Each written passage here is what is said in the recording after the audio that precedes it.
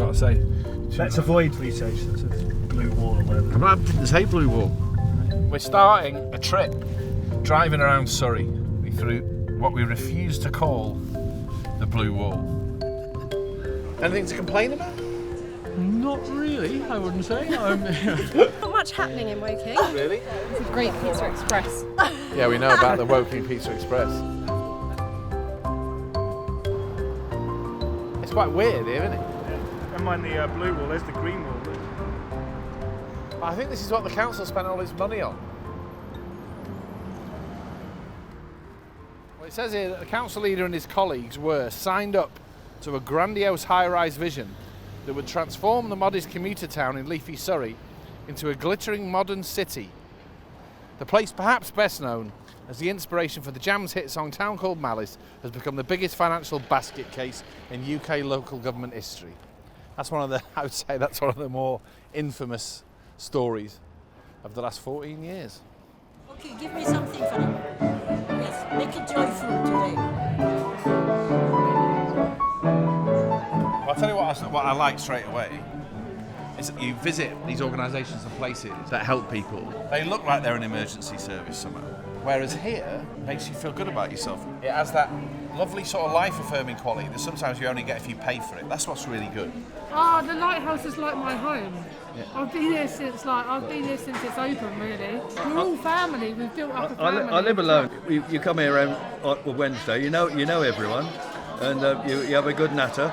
And that's about it, really. Community spirit. I mean, our directors are very artistic, as you can see from going around the building, and it's not about making everything look super posh. It's about actually making the best of what we've got, which is what we do with our lives a bit as well. I think it does look a bit posh. Yeah, I know. Can I ask you a quick question? How's life at the moment? Life is tough. Yeah. It's not what you people think. People think that because you live in Surrey that you're better off. Well, it's not like that. How do you manage with bills, food, all that stuff? We have to sell things. What do you mean? Sell things, put them in the pawnbrokers or something, make some money. From the outside, see, Woking seems like, in my head anyway, quite a sort of comfortably off sort of place.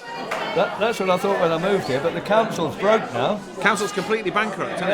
Yeah, so, for example, the disabled bus that used to take people around, I've made use of that before now. That's very limited now. What, suddenly? Oh, yeah, as from the beginning of April. People are going to suffer. How do you feel about it? Well, pissed off like everyone, but what can you do?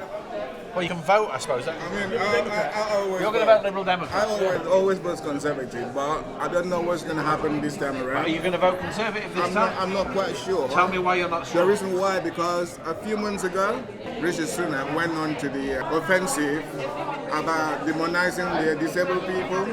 That was really harsh. I thought that was really harsh.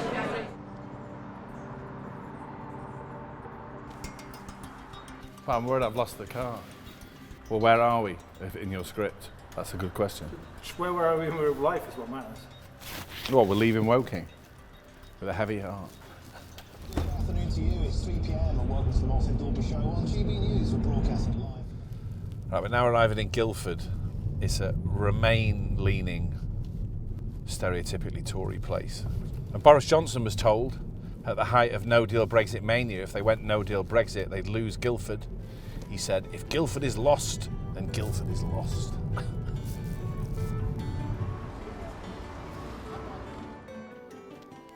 Excuse me, sorry to interrupt. We're making a film in Surrey for 3 days. Can we talk to you for 1 minute? No. Right, these. There's a general election in 3 weeks. Yeah. How do you feel about it? Bloody awful. Go on. Yeah. We could do the country better than that lot. Who, when you say that lot, who do you That mean? lot. All of them? Yeah. None Keir of- Starmer, Rishi Sunak? Oh God, no, Ed Davey? no. The whole lot. Whole lot.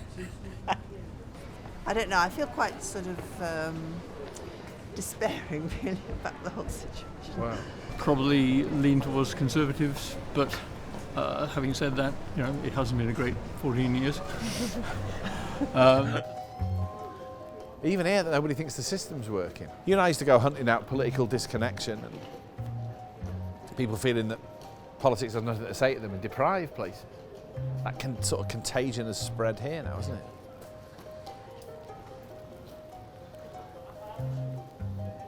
So people moving from London to Guildford, I don't know whether you know this, has sort of changed the town a bit. Yeah. It's more sort of diverse than it used to be. Yeah. G-Town. We've been here for 4 years. G-Town. Yeah, we call her G-Town. A bit more sort of open-minded maybe than it used to be. We need to pay more taxes. We do. And That's interesting. I don't hear many people say that, but I agree with you. We've heard the Lib Dems are campaigning around here. My name's Zoe. I'm the Lib Dem parliamentary candidate. People have voted Conservative all their lives. They don't recognise the current Conservative Party. I don't quite recognise the current Liberal Democrat Party, but that's in a good way. Great. In the sense that you're no longer the Nick Clegg party of the coalition. It's a very affluent place, but actually people became so much more aware of the poverty in Guildford during the pandemic. People have started giving to the food banks, people are volunteering for the food banks. I've seen a massive shift. Lib Dem dog, Tory cat. Right.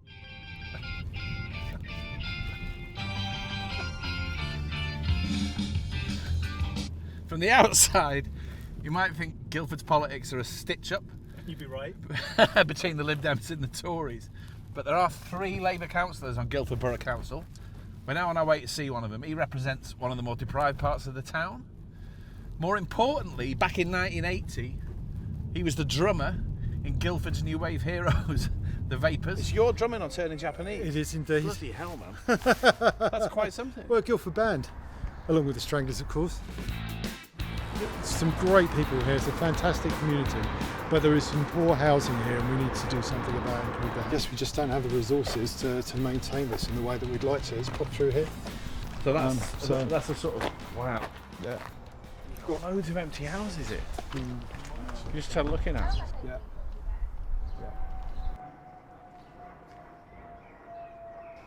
Another one.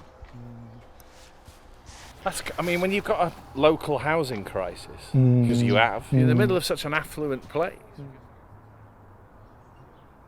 Right, so Rita lives here, and her housing situation is such that she contacted Howard, her council. Lovely to meet you. And you? You okay? I have arthritis in all my joints bar my hips. I also have bowel disease. I've got Crohn's disease. So we have I've got a 2-bedroom house. I've got an autistic 17-year-old in a little box room. And I've got my 5-year-old and us 2 in the other room. I need to use the toilet like 15 to 20 times a day. And because of the arthritis, I struggle to get up the stairs to get to the toilet. To need a slightly bigger house and to be surrounded by slightly bigger houses, and you're walking past them every day. The one that's empty in Park Bar East there, I can see the garden from my house, and it's a 3-bedroom house. It's so frustrating to see these just sitting empty. And I'm willing to go anywhere. I'm that desperate. It's a lot of stress. A lot of stress. You're going to vote in the election? I want to vote in the election, but you never know who's going to do the right thing, because they all promise we're going to do this and we're going to do that, so then you vote for them and then nothing ever comes of what they're saying. So I really need to think about who I'd vote for. Would you vote Conservative? Probably not. Tell me why. Because I don't think they've done much good for the country recently. Have you voted Tory in the past? No. I think if I was going to vote, I don't know if I want to say it, probably would be Labour. I don't know, haven't made a decision, but I'll do what's going to help us, not just our family, but people like us. I don't know who I'm going to vote for is the most common thing, isn't it? Yeah. He's going to have a job on, isn't he, Keir Starmer, taking people with him? Because he's not starting at the most enthusiastic point, is he? What's really striking at this election is that there's no question it's historically significant. It's going to be really important. The regime that's run this country at the ground for 14 years, it looks like, is on its way out. And at the same time, nobody we meet sees it in sort of vivid primary coloured terms. They just don't, do they? They're very standoffish, and I think it's partly because they're wearied, they're knackered. But it's also because, I suppose, they switch on the TV and they're not seeing vivid politics, you know? Well, we crossed the county line into Hampshire. We're now in Aldershot, historically known as the home of the British Army, home to a very large Nepalese community, and now at the outer edge of the seats, it is said anyway, where Labour fancies its chances. Were you in the army? Yeah. What was it like in the army? Oh, brilliant. It was brilliant. British give us many facilities. Yeah. We're happy. You're happy? Happy. It's been a good life. Not good life, but can survive. How would you say Aldershot's doing? It's gone downhill. How's it gone downhill?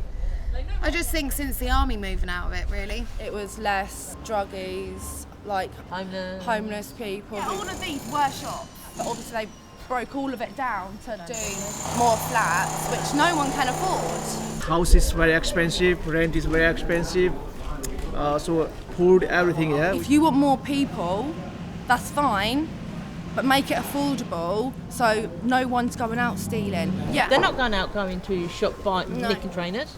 They're nicking food to feed their families. And yet we're in the southeast of England, right? Yeah. Alleged to be the most wealthy, prosperous part of the country. The British experience, right, is people saying everything's gone to rack and ruin.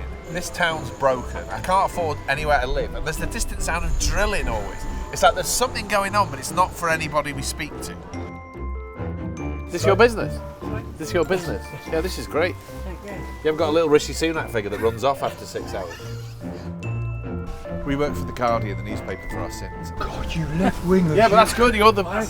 We're Times readers. Yeah, but that's good. Times readers is exactly the people we need to speak to. How you feel about the election? I'm fed up with it. All parties are promising things that they know they can't deliver. Yeah. They're not going to deliver. Are you going to vote in the election? Yeah. Do you know who you're going to vote for? I know, but I can't say that. What needs to change in Britain? What needs to be better? How to say that word is very difficult. Yeah. Everything needs to be changed. Yeah. The Parliamentary Conservative Party has been riven by dissent for best part of 20 years. They don't deserve a vote, nor my vote. And just to make this clear, you're people who have voted Conservative many times in the past. Yes. You say that emphatically. Yeah. There was a time when you felt better about the Conservative Party. Yes. Much better. Right, dependable formula for anywhere but Westminster. Hit town, talk to a few people, find a community organisation. We're a charity that does a bit of everything. Mental health, addiction and anger management. We used to have a lot of veterans, now we get a lot of serving military as well. Yeah. Service serving personnel. military and are coming to a charity for that support. How's Aldershot doing? The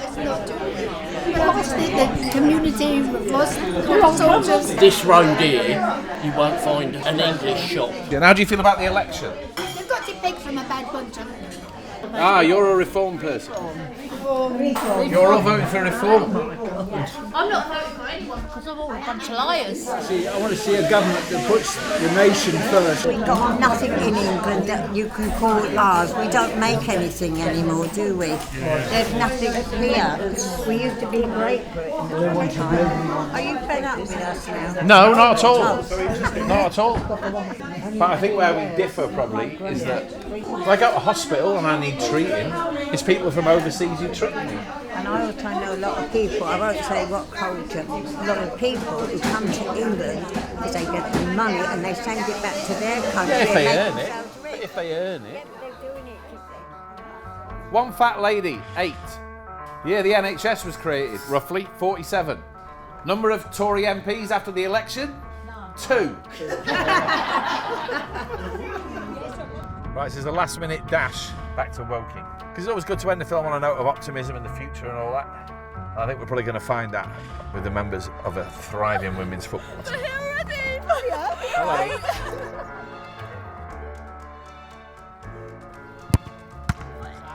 You've got a bankrupt council, great big skyscraper building. Oh, right, okay. Do people talk about that? Yeah, because they always talk about closing down the leisure centres and things. Is that what's happened? That's what they're talking about, yeah. We had to sign petitions and stuff to try and get them to open. When you think about the future, like your future, what things do you think about? I've got a special needs brother. He's got youth club communities that he goes to. He's in one like this evening in Guildford. But even them, their funding is being shut down. Both my parents are adult special needs workers. The amount that they charge and the amount that they're given from the government, there's a disparity between. Yeah. So they're having to fund out of nowhere.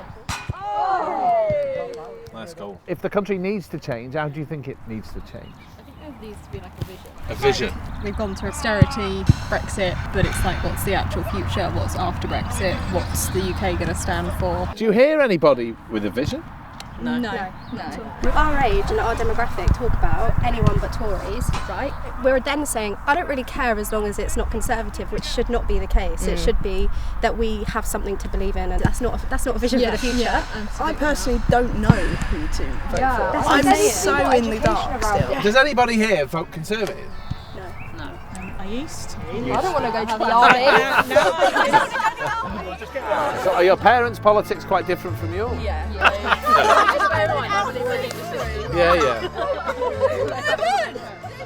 You're thinking about something which is sort of modern and forward-looking and exciting. Women's football is the prime example, isn't it?